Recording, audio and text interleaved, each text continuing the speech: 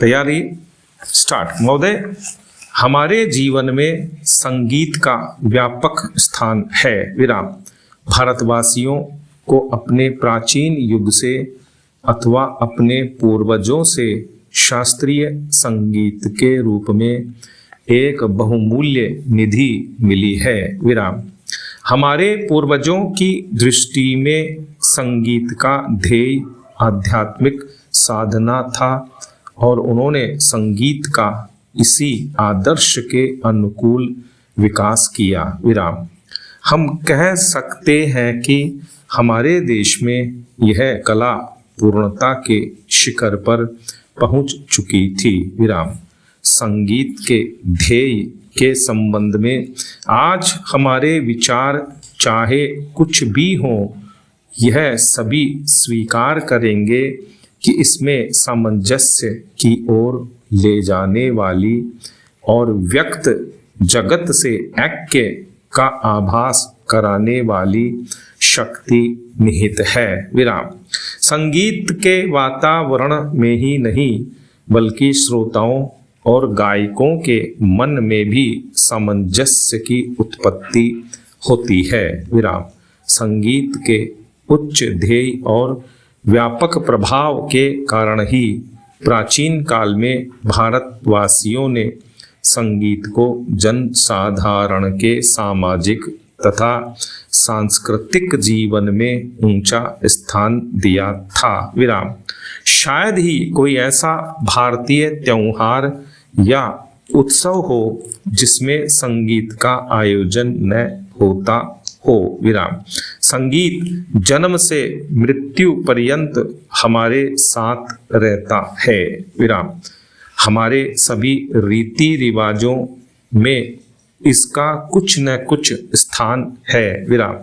शताब्दियों से हम संगीत के प्रशंसक तथा उपासक रहे हैं और हमने इसकी गणना सदा मानव की उच्चतम साधनाओं में की है। विराम। पैरा।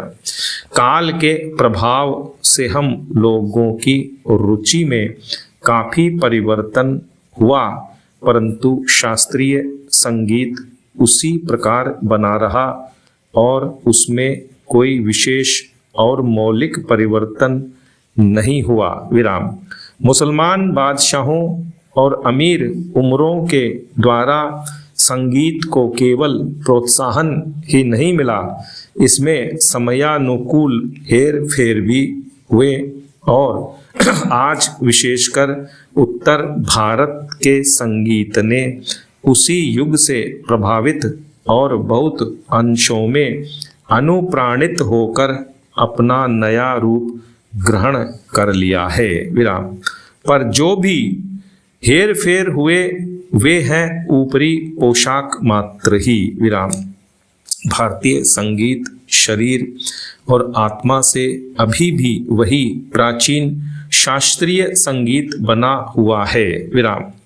ऐसी आशा की जाती है कि इसमें अभी भी इतनी शक्ति है कि यह अपने को एक बार फिर आधुनिक वातावरण के अनुकूल बना लेगा। विराम। प्राचीन संगीत कला भारतीय रजवाड़ों के दरबारों में उनके आश्रय से पनपती रही। विराम।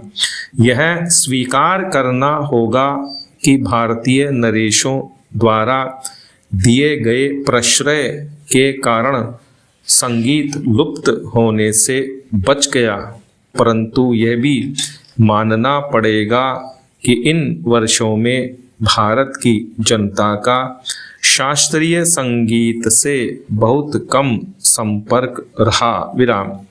अतः जनता और हमारे परंपरागत सर्वश्रेष्ठ संगीत के बीच एक खाई पैदा हो गई। विराम।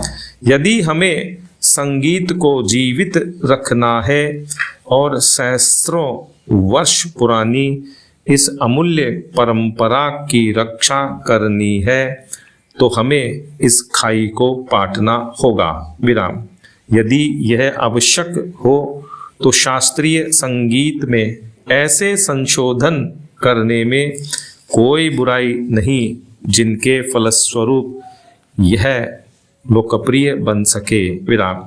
इसके साथ ही जन साधारण को भी शिक्षित करने की आवश्यकता है, जिससे उनकी रुचि अधिक परिष्कृत हो सके और वे शास्त्रीय संगीत का आनंद उठा सकें। विराम।